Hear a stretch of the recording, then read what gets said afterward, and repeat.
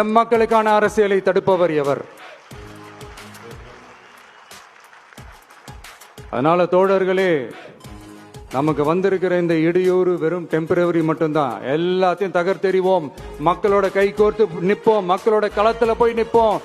நம்ம பயணத்துல தடம் மாறவே மாட்டோம். இப்பவும் சொல்றேன்,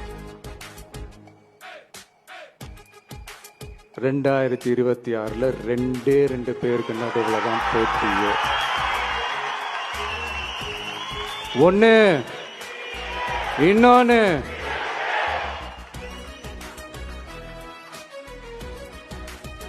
இந்த போட்டி இன்னும் ஸ்ட்ராங்கா மாறப்போகுது.